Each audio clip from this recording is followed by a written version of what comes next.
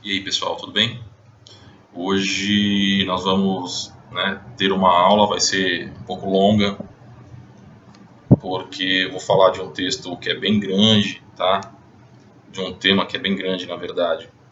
A gente vai fazer obviamente, de maneira um tanto quanto resumida, mas bem objetiva, uma descrição da história da psicologia moderna, né? Dizendo como ela surgiu, de onde ela veio, tal, né? Baseado no texto, no livro de um cara, do Annie P. Schutz e Sidney Allen Schutz, né?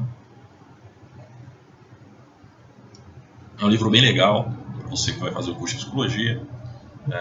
Eu acho que, eu penso que estou pensando nesse momento que é muito interessante que você escute aí essa aula. A gente vai abordar aí de uma maneira maneira geral desde o fundamento, todos os princípios desde o fundamento até hoje, tá?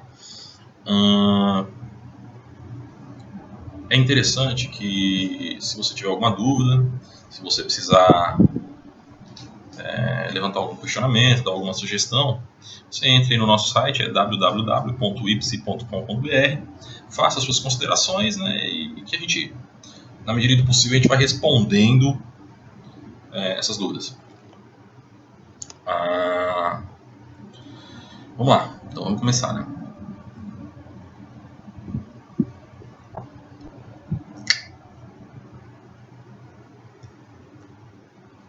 Para vocês entenderem bem, é o seguinte: a psicologia, ela não é uma disciplina tão antiga, é um negócio meio novo, assim, até. Não é algo que surgiu aí há centenas de milhares, assim, décadas, há centenas de milhares de anos, tipo, décadas, obviamente, ela surgiu, mas enfim, milhares de anos com a medicina está aí desde os tempos antigos, tal. Vamos lá. Embora a psicologia ela não seja uma disciplina muito antiga, já que os questionamentos que a gente faz são meio que filosóficos, teológicos, né? Mais ou menos assim, não são os mesmos, né? Mas são parecidos, tá? A única diferença, pelo menos a princípio, que eu consigo lembrar, são os tipos de pergunta, os tipos de questionamento e os referenciais teóricos que emergem essencialmente do campo científico. Embora hoje, acho que tanto a teologia quanto a filosofia, eles abarcam um pouco mais de ciência, né? A psicologia como disciplina, ela surgiu com os fisiologistas lá atrás, tá? Tentando mostrar como o mecanismo humano funcionava, né? Como assim? Na época do Poltergeist, né? Olha esse Poltergeist é o nome de um demônio, caraca, de um filme, né, também. Na época do Zeitgeist, que foi o momento de apogeu da sociedade alemã, da sociedade lá da sociedade germânica, de uma maneira geral, nos jardins dos ricos tinham lá muitos robôs, né? Mas esses robôs eram aqueles robôs mais primitivos, né? Mecânicos, né? Por exemplo, você entrava na casa de uma pessoa rica, nos jardins era comum ter aquelas esculturas de ferro que ia se mexendo, né? E aí, naquela época, rolou meio que um insight do pessoal dizendo que o ser humano poderia funcionar mais ou menos daquela mesma forma, né? Aí os fisiologistas eles começaram a tentar mostrar como o ser humano funcionava a partir do ponto de vista de mecanismo, né? Mecânica, do mecanicismo que chamam aí, né? Mais tarde, um cara chamado Wundt contribuiu criando o primeiro laboratório experimental de psicologia, né? A gente costuma dizer, aliás, erroneamente, a gente costuma pensar, associar, né, psicologia a Freud, Sigmund Freud. Algumas pessoas acham que ele é o pai da psicologia, mas não. O pai da psicologia é o cara que realmente a gente pode dizer assim, ó, começou a psicologia, foi o Wundt. tá? Porque foi ele que criou o primeiro laboratório. Depois surgiu um cara chamado Hall, que fundou lá o primeiro jornal de psicologia. Tá? Outro cara chamado McQueen, que foi o primeiro docente, né, de psicologia, e fazendo com que a disciplina ela fosse reconhecida lá nos meios, né, nos círculos acadêmicos. Vamos lá, eu estou falando de um cara que chama Wundt, estou chamando de outro cara que chama Hall, H-A-L-L, como se fosse Hall mesmo de caminho. O cara era americano, tá? Depois McQueen. Por que eu não estou falando datas? Porque eu quero que você também estude, né? Quero que você vá lá e descubra, vá no Google quem foi Hall, fundador do Jornal de Psicologia. Foi Wundt, Wilhelm Wundt. Você quer que você coloque lá no Google, dê aquela pesquisadinha básica, até para que você entre aí num processo de busca de conhecimento, né? Não fique só sendo aí um sugador, né? Mas enfim, por volta de 1908, a psicologia ela foi conceituada como um estudo do comportamento por um cara chamado McDougall, né? E esse cara meio que delineou como uma ciência do comportamento. A psicologia ela foi precedida aí por uma época de apogeu, né? Foi a época do que eu falei, Zeitgeist, né? Uma época em que o milagre das máquinas ela era muito emergente, né? Se desenvolvia numa velocidade ímpar. E isso influenciou diretamente o pensamento acerca da natureza humana. E foi isso, né, que alimentou a nova psicologia. Foi isso que serviu de combustível, né, que funcionou como se fosse algo que alimentasse a nova psicologia. Fora que foi um momento de avanço, né, com as ideias de Galileu, de Newton. Então era um momento meio propício. Geralmente quando a gente fala em apogeu dos estudos, né, apogeu de invenções, de tecnologia, a gente fala de Alemanha. A gente não fala de Inglaterra, né, nem de Estados Unidos. Por quê? Porque nessa época aí do Zeitgeist, a Alemanha era o lugar onde deram... Primeiro que a Alemanha, os alemães, eles sempre tiveram aí esse espírito de pesquisador, de cientista, né?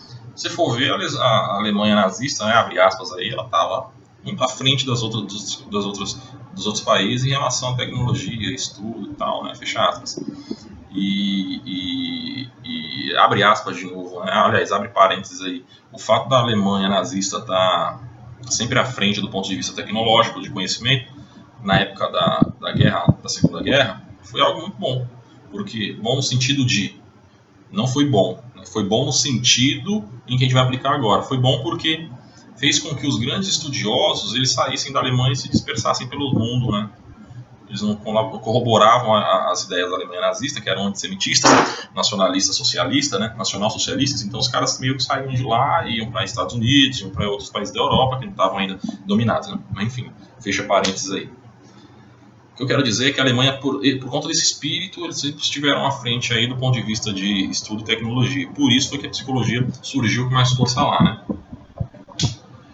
A informação deve ficar clara que assim, a psicologia ela surgiu no momento em que as leis da física poderiam explicar o ser humano. E essas leis estavam em alta. Né? Surgiu no momento em que o relógio acabava de ser inventado, né? E isso enfatizava que a gente poderia prever e controlar o comportamento do mundo. Ou seja, a gente achava naquele período que era possível estabelecer uma relação de causa e efeito entre os fenômenos, né, por meio aí da física, por meio da mecânica. Né? Nesse sentido, surgiu a crença que a gente chama de... É uma escola filosófica, na verdade. A gente chama de determinismo. Tá? O determinismo pensa que tudo é determinado por eventos passados que desencadeiam um efeito, né, que é a relação de causa e efeito. Nesse momento, nesse contexto, né, surgiu também a questão do reducionismo. Né? O que é isso? O reducionismo também é uma corrente filosófica, assim como o determinismo, mas que tem fé que as coisas... que os fenômenos eles podem ser reduzidos para uma análise mais específica, tá? Então, nesse momento em que os estudos da psicologia emergiam junto das explicações físicas, né, do mecanicismo aí, da invenção do relógio e tal, surgiu também esses conceitos de determinismo Tudo determina tudo isso toda causa ela tem um efeito antes, tem um efeito, né? Tudo tem uma causa anterior e um efeito posterior, né? Causa é a relação de causa e efeito. Isso que eu estou chamando de Zeitgeist é um momento em que os ricos tinham condições de ter máquinas, né? Então a gente começou a acreditar, ver aqui e falar, pô, o ser humano de repente deve funcionar de uma maneira parecida, né? Análoga. Os pensadores eles adotaram uma perspectiva até certo ponto dizendo que o homem e o universo agiam de modo meio parecido, o que é mais ou menos verdade, né? Acho que a gente não pode ser ortodoxo para ter 100% de crença nisso aí. A gente tem que mas a gente tem que refletir e entender que faz certo sentido. Um marco bem legal foi a transição da Renascença, né, da ciência moderna. Isso meio que libertou as pesquisas que eram mais rígidas de dogmas teológicos tradicionais, que haviam controlado aí durante séculos a nossa estrutura. Aí depois veio Descartes, né, falando aí, fazendo com que a evolução da ciência fosse mais rápida, né? Os positivistas, repletos de conceitos, que propunham e levantavam diversas teorias, né, falando de coisas do ponto de vista materialista do pensamento, né? Enfim, a gente teve aí muitos eventos, né? A psicologia, mas o que interessa é a psicologia como a gente vê hoje, né? A psicologia que a gente vê hoje teve grande influência dos fisiologistas, que eram os caras que começaram na psicologia. A psicologia ela não começou como psicologia, né? Pô, o cara não sabia que tinha lá um processo mental, ele acreditava que aquilo ali era parte do organismo do ser humano. Tinham lá os médicos que iam fazer alguns estudos, né? Um que vale a pena a gente falar é um alemão que chama Johannes Miller, né, que foi o precursor aí. Um outro cara que se chama Fichtner, tá? Teve aí o inglês que eu falei acima, que é o Marshall Hall. Foram épocas aí dos fisiologistas, eles estudavam, eles queriam saber basicamente como que o cérebro funcionava. No século XIX a gente descobriu os neurônios, foi algo bastante legal, a sinapse, né? E essas descobertas elas serviram para apoiar a imagem mecanicista e materialista do mundo. Pô, se a gente lá atrás, né, a gente estava pensando, pô, o homem de repente funciona como uma máquina e tal, que era o conceito do determinismo, do reducionismo vinculado ao mecanicismo, agora a gente conseguiu meio que endossar esse raciocínio, por conta da descoberta dos neurônios e das sinapses, né, que são as formas como as informações são passadas do cérebro para o sistema nervoso. Aliás, o cérebro é parte do sistema nervoso que vai para o sistema nervoso central e sistema nervoso periférico. Vou fazer, só para falar o que eu disse aqui, vou fazer um adendo, abrir parênteses. O ser humano tem um cérebro, dentro do cérebro a gente tem uma espinha, né? E dentro desse, a gente chama de sistema nervoso central, que tem dentro, lógico, falando do cérebro, mas dentro do cérebro tem outros órgãos, né? O cerebelo aqui atrás, tem o tálamo, a hipófise, né? Mas enfim, não vou entrar em muitos detalhes. Tem aqui a medula, né? Dentro da coluna. Toda essa estrutura, ela é cheia de terminações nervosas que são como se fossem tentáculos. E esses tentáculos se colam em outros tentáculos, né? Que são os neurônios, né? São os axônios dos neurônios falando uns com os outros. Esses tentáculos chamam axônios. Esses axônios estão lá conversando um com o outro e a sinapse. O que é a sinapse? A sinapse é essa informação vindo para desse neurônio, vindo para esse outro neurônio por meio dessa terminação nervosa, desses cabos, né? Isso que se chama sinapse, tá? E aí, desses axônios, vem para outro neurônio que se liga aí ao sistema nervoso periférico, que é onde a gente recebe os estímulos, né? Pô, o estímulo vem para o sistema nervoso periférico, que é, por exemplo, a pele, né? Os nervos que estão na pele. Esses nervos mandam informação por meio dos meus axônios, até a minha medula, que manda para o meu cérebro e processa e devolve com uma ação. Fecha parênteses, né? Vamos voltar. Essas descobertas do neurônio e da sinapse foram assim, algo que corroboraram, que sustentaram a ideia mecanicista e materialista do mundo que a gente já estava meio que pré-formulando lá atrás. E como eu falei, por que na Alemanha? Pô, sempre que a gente fala de psicologia, a gente fala de Freud, a gente fala não sei de quem, fala de Fichte, fala de Johannes, só nome alemão, só nome germânico. Por quê? Porque, como eu falei, a Alemanha naquele momento era um terreno meio mais fértil para o surgimento dessas ideias. Porque primeiro que eles são mais abertos, né? Você vê agora, vamos pegar o exemplo dos sírios aí, da guerra síria. A Alemanha foi um dos primeiros países que abriu as portas. Ponto. Os caras estão sempre à frente da gente do ponto de vista ideológico, né, e tecnológico também. Isso é certo que se diminuiu um pouco depois da Segunda Guerra, mas um pouco, né? Se você for analisar friamente, a Alemanha ainda está na frente da gente. Aliás, da gente no sentido, assim, sociedade como um todo. Naquela época, a Alemanha já estava na frente, ela era um terreno fértil. Pô, uma ideia, se mostrasse pautável, ela era estimulada. Né? E lá, a Alemanha até hoje é referência aí na área. Muitos dizem que Wundt, como eu falei lá atrás, ele é o pai da psicologia. Eu acredito nisso particularmente, né? Por que eu acredito nisso? Porque ele criou o primeiro laboratório experimental, tá? Eu acho que é por aí as coisas que vão, né? Mas esse não é um fato que é bem verdade. Por que eu estou falando isso? Porque existem alguns teóricos que eles alimentam uma ideia de que Fechner que era um fisiologista, foi o cara que realmente começou lá a trabalhar esses conceitos, tá? Só um minutinho, porque a nossa câmera está acabando a bateria, a gente precisa ligá-la, né? Porque senão você vai ficar sem informação. Vamos fazer a ligaçãozinha, voltando, dando informação à nossa câmera. Vamos voltar. Como eu estava falando, porque Fechner e os fisiologistas que realmente começaram a estudar nesse sentido. Mas na minha opinião não, na minha opinião foi Wundt e o estruturalismo que começaram a psicologia. E o cara fez primeiro o laboratório. Embora o Fechner e os outros fisiologistas estudassem isso, eles não chamavam de psicologia, eles tratavam isso como algo ligado à medicina. E já Wundt não. Wundt falou, não, isso é psicologia, eu vou estudar vou estudar assuntos relacionados a isso. Então eu acho que é ele que é o cara. Mas uma dúvida, se você tiver que responder isso numa pergunta, é bom você perguntar para o teu professor quem ele vai considerar o pai, né? Psicologia. Mas eu te garanto que se você colocar Wundt, ele não vai colocar errado, não. Tá? Se você colocar Fechner e algum dos fisiologistas, também não vai dizer que foi errado, não. As obras de Wundt, elas tinham lá muito de estudo sobre distorção, sobre percepção, sobre concepção. E isso é o que é o diferencial, né?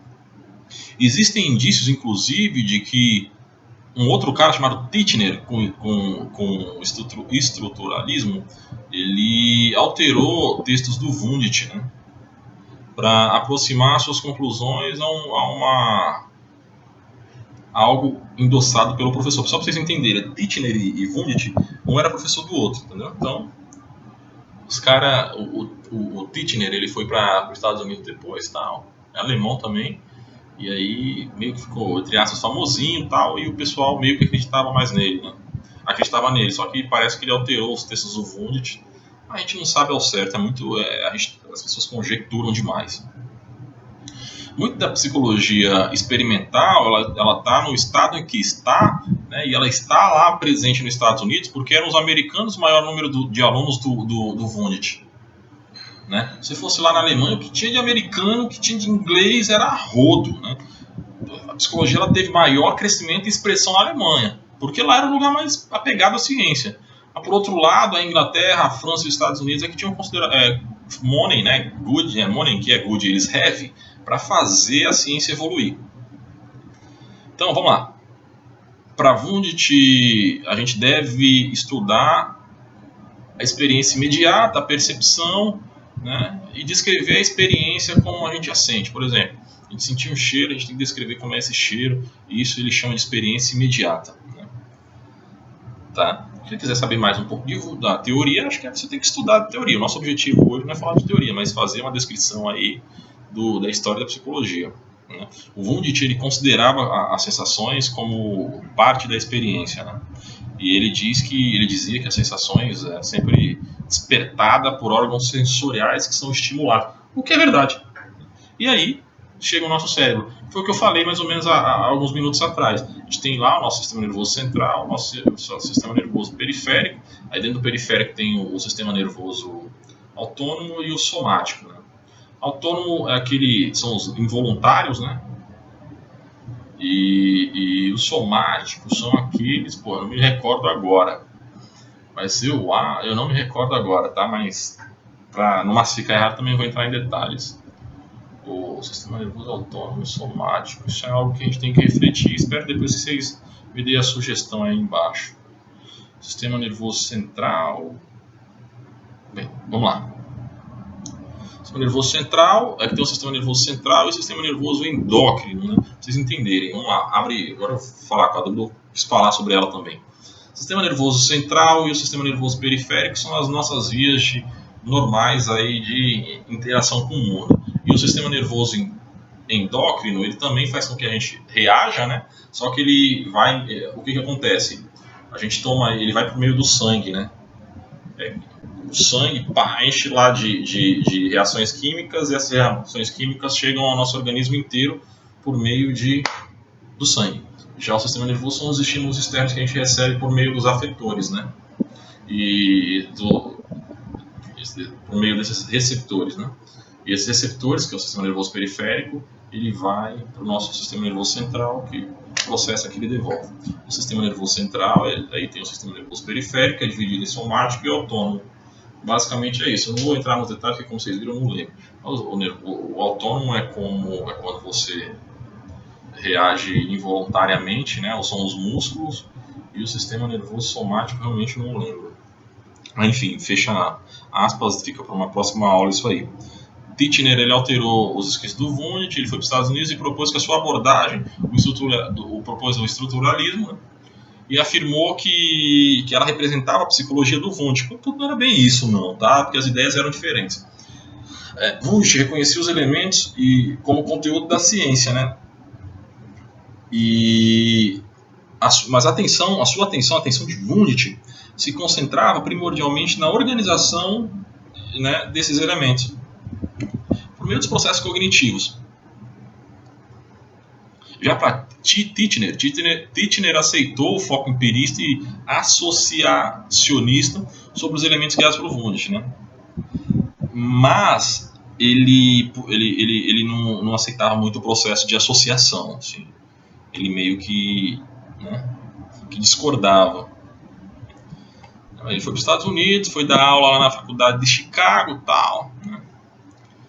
E aí ele conheceu uma outra escola lá do Whitney, Scott, Hall,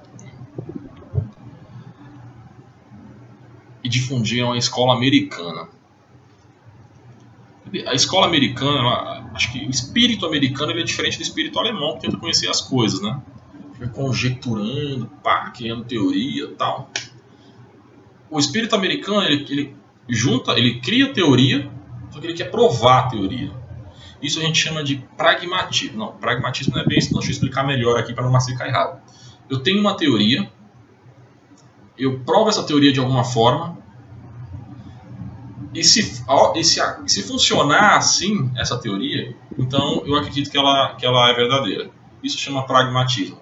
Eu tenho que ter a teoria, eu tenho que prová-la que ela funciona. E por mais que a teoria não seja aquela, mas se ela funciona mais ou menos daquele jeito, a gente aceita ela. E ela tem que ser pragmática, ela tem que servir para alguma coisa, né?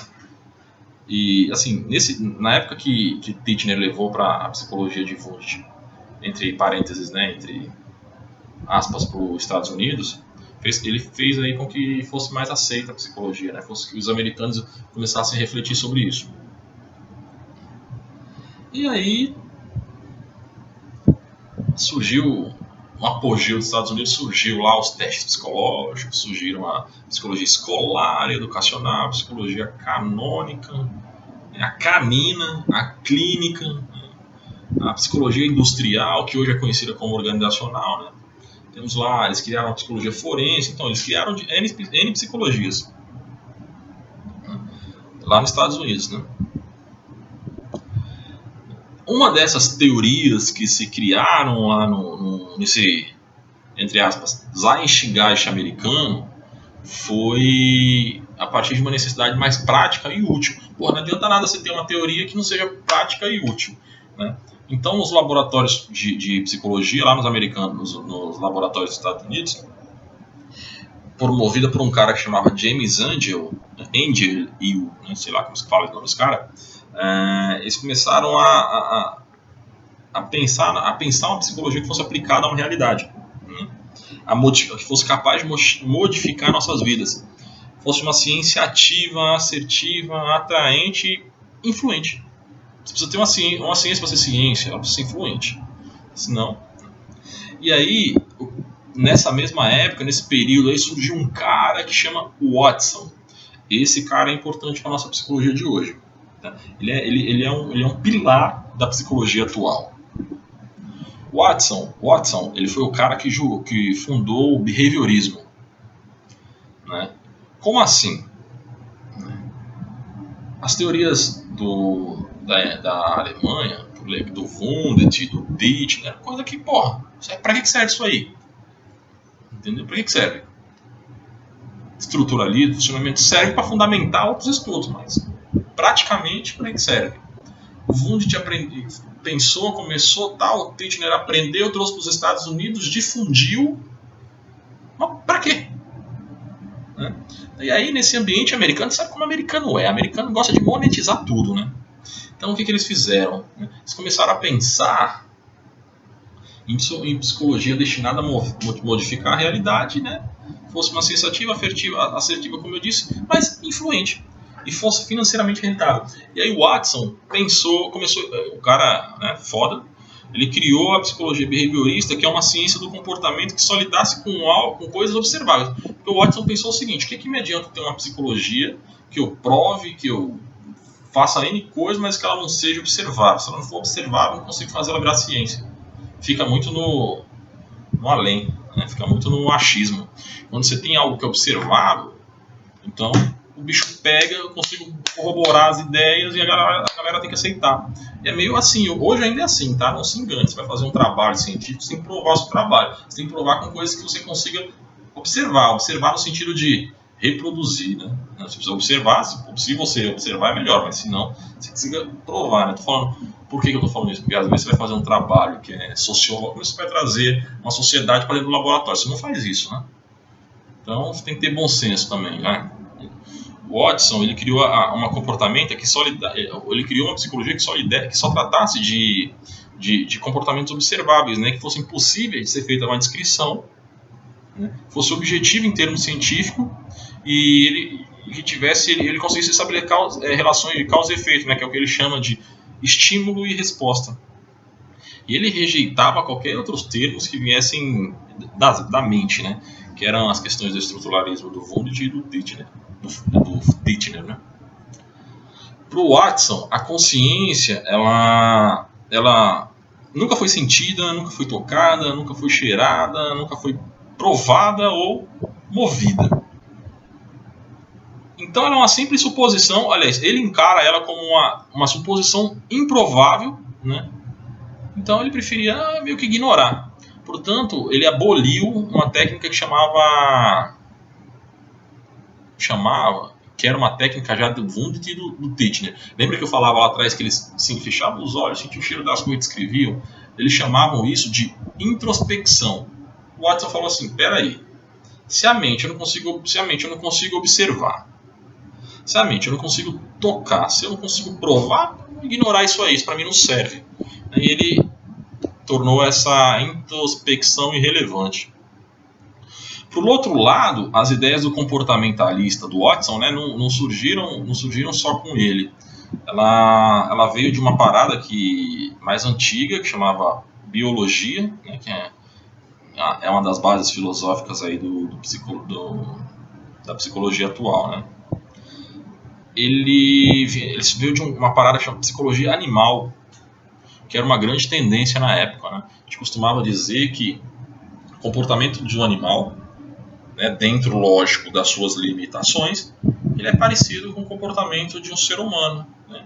Então o Watson começou a trabalhar em cima dos animais, né, e dizer que se os animais funcionavam daquela forma, nós seres humanos também funcionaríamos. Né? É importante ressaltar que essa noção aí começou com Descartes lá atrás, né? Mas ela teve muita importância no objetivismo do Comte. Eu estou evitando falar dessas filosofias, porque isso é algo interessante, né? Falar de positivismo e tal, mas não é pragmático, vou ser bem americano nesse sentido. Mas o que importa é que essa psicologia do Watson começou com um cara chamado Pavlov, que ele fazia lá os experimentos com animais, né, e com outro cara chamado Thorndike, né, que também teve importância aí na psicologia comportamental. Tá?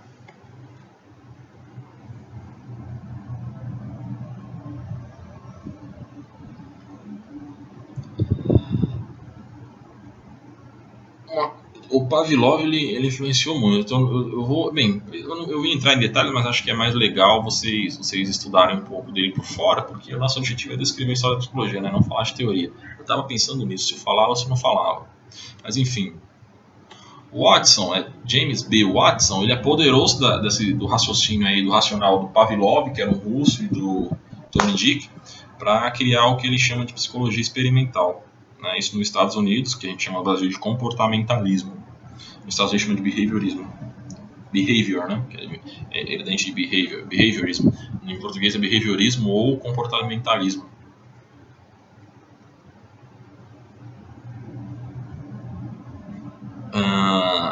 Depois do Watson, né? Aí surgiu um cara que chama Skinner, tá? O Skinner, ele é o criador aí do behaviorismo que a gente conhece hoje, tá? Ele criou o Watson falava o seguinte, ó, o Watson ele não negava que a mente existia, tá? Só que ele falava assim, para mim isso é irrelevante. Eu quero trabalhar, eu quero avaliar o comportamento humano, tá? Skinner ele rompe com isso aí, porque ele fala assim, ó, não existe. O nosso comportamento, eles são resultado, né? Eles são efeito de uma causa ambiental. Mente aí, né? O Skinner ele rompeu com isso, tanto que a gente chama o Watson de comportamentalismo e o Skinner de comportamentalismo radical. O Skinner ele começou a estudar as respostas que os organismos davam ou dão, né, ao ambiente, né? E ele usava desse artifício para explicar o comportamento. Ele só se ocupava de comportamento observável e acreditava que a tarefa da investigação científica se traduz em estabelecer relacionamentos funcionais entre as condições. O que é isso? O Skinner ele falava que pensar também é um comportamento, só que é um comportamento que a gente não consegue observar. Tá? Ele negava a mente como o Freud e como os outros caras falavam. Freud nessa época ainda não era o pá, embora já existisse, né? Skinner acreditava que o resultado eles são reproduzidos e assim, ele consegue reproduzir, né? Skinner é o cara aí do comportamentalismo, é um cara assim que dá para estudar bastante, tem textos bons, os textos são legais, são proeminentes, mas enfim, né? Mais ou menos no mesmo período tiveram aí duas linhas de psicologia que elas são tão proeminentes quanto o comportamentalismo e que perduram até hoje, tá? Quais são? Gestalt e psicanálise. Né? A psicanálise ela foi mais fortemente difundida por Freud, né? Mas teve outros caras aí. A psicanálise ela não se ocupava, né, das áreas tradicionais da psicologia. Primeiro porque a ideia dela é oferecer terapia a pessoas com distúrbios emocionais, né? Como assim, a psicologia de Freud está muito mais na clínica do que na acadêmica. Né? As outras psicologias, né, behaviorista e as anteriores, né, as que fundamentaram, elas são muito mais acadêmicas do que eram, né, muito mais acadêmicas do que focadas em resolubilidade. Diferente de hoje. Hoje são todas mais focadas para a área de resolução de problemas, mas na época não. Tá. Desde o começo a psicanálise era separada, né, ela era meio que separada e distinta, por conta dela não ter sido nascida dentro do ambiente acadêmico. E hoje ela ainda é meio que rola meio um preconceito, tal. Pô, essa aí não é provada, essa aí não tem como avaliar, cientificamente, eu mesmo sou um crítico ferrenho, fui na verdade, né, um crítico ferrenho na minha época de universidade. Psicanálise a gente não prova, né, mas o grande ponto é que ela não nasceu para ser provada, né? Bem, ela não nasceu dentro do ambiente acadêmico, então, né, as produções de conteúdo e de provas são diferentes, né? A psicanálise ela está voltada para o inconsciente, né? E assim é um tópico virtualmente totalmente ignorado pelos outros sistemas de pensamento. Se você parar para avaliar, o behaviorismo ele não fala de mente. O Watson ele fala, não vou estudar isso aí. E o Skinner simplesmente rompe. E a psicanálise ela veio e cuida disso aí, não? Ela veio para falar de inconsciente, de mente, de ego, superego, de id. Enfim, que são instâncias mentais. Por que eu estou falando isso? Para que fique claro a diferença de referencial teórico, né? Uma acredita em uma coisa, uma acredita em outra. Não dá para misturar as duas, tá? Se misturar as duas, você vai fazer besteira. Até tentaram uma época aí, mas não rolou, não. Tá? Obviamente não foi Freud quem desenvolveu a teoria do inconsciente, né? Acho que a gente não tem que deixar isso claro. Mas ele foi o cara responsável por promover e difundir. Depois de Freud surgiu aí novos psicanalistas, um cara chamado, foi aluno de Freud, Jung, né? Teve aí muita gente que... Freud inclusive tratou Jung como sucessor, mas os dois num período aí romperam, por conta que um falava de psicanálise e o outro falava de psicologia analítica. Eles discordaram no que fala do inconsciente e da importância do sexo, né? Freud desenvolveu um sistema e que ele deu o nome de psicologia Jung desenvolveu um sistema que ele deu o nome de psicologia analítica, né? A Freud falava de psicanálise. Lembro, só um adendo, Freud tem 2 tópicos, tá? É bom você dar uma estudada nesse sentido aí. Um ponto fundamental da diferença do Jung e do Freud é que eles se vinculam com a natureza da libido, né? Freud definia os termos predominantes sexuais, já Jung considerava uma energia vital generalizada, dizendo que o sexo era apenas uma parte disso, né? Vou fazer uma piada, geralmente os caras falam assim, psicanálise, o bom da psicanálise é que termina em sexo. Essa é só uma piada. Mas é bom mesmo que termine em sexo. Para Jung, essa energia vital, libidinal, né, ela se exprime no crescimento e na reprodução e também em outras atividades. E isso vai depender isso vai ser importante em um determinado momento, um momento particular do indivíduo, né? E Freud não, Freud fala que isso é contínuo, é importante a vida inteira.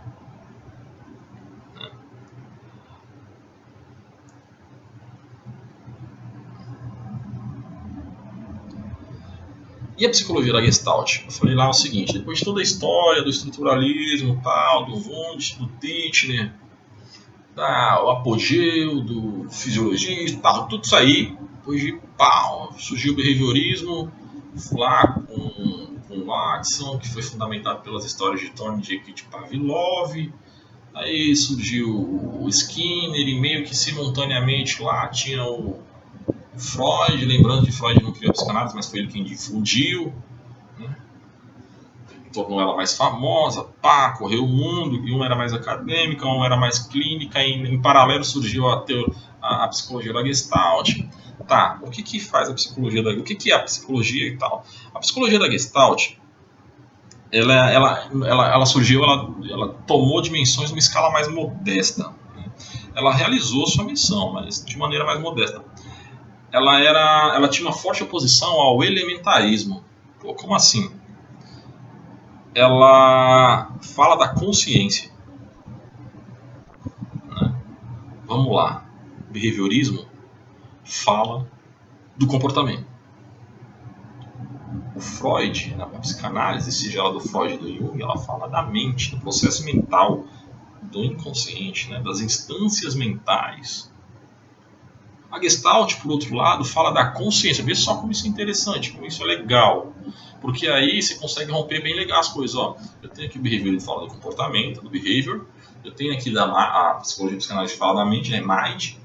Mas do outro lado eu tenho aqui a Gestalt, né, no outro bloco que fala da consciência.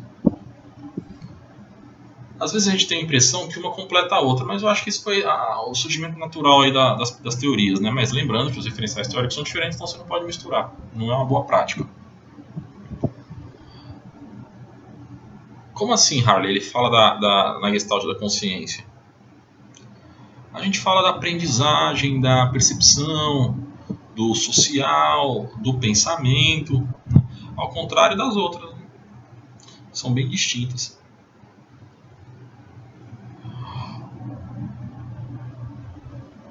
Embora essa escola ela não tenha transformado a psicologia de uma maneira revolucionária, como os caras que fundaram ela, o Pearl pensavam ou esperavam, ela teve um impacto considerável. Por quê? Porque ela observa a consciência a partir de sua totalidade, né? Ela tenta olhar o todo. Ela não ignora nenhuma parte ou ela não prioriza alguma parte especificamente. Ela avalia tanto o comportamento como a experiência consciente. Né? Ela não ignora os processos mentais. É diferente de como Freud pensa, mas ela não ignora. Ou seja, ela é uma psicologia completa, é uma teoria completa. Ela não ignora nada. Surgiu também depois as teorias mais humanistas, né, que é o tal do Carl Rogers, né, que falando das teorias clínicas, das técnicas clínicas de investigação não diretiva, a ACP, que é a atenção centrada na pessoa. Enfim, eles são muito parecidos com a Gestalt, tá? Mas com outro nome.